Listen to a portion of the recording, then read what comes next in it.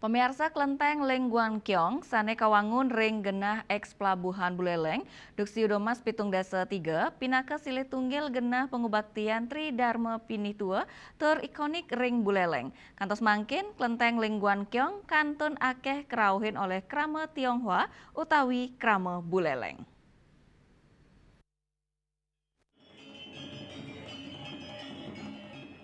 Kelenteng puniki kawigunayang dados genah pengubaktian tiga ajaran Taoisme, Buddha, Konghucu, sane rame karawayan ritat kala Imlek, kawangun oleh komunitas Tionghoa ring sajeroni ngajiang Chenfu Zhenzen.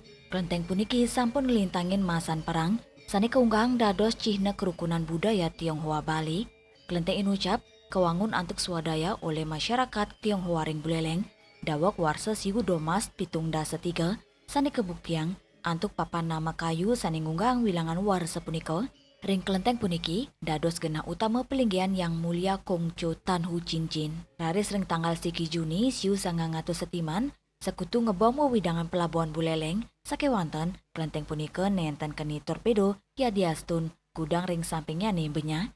Raris kelenteng kebecikang ring warsa siu 907 dasa rawi mangkin sampun kejangkepin ornamen merah emas kolam teratai miwah mural. Kelenteng inucap raris munggah dados objek wisata budaya ring Buleleng. Ya Sariuli, Bali TV.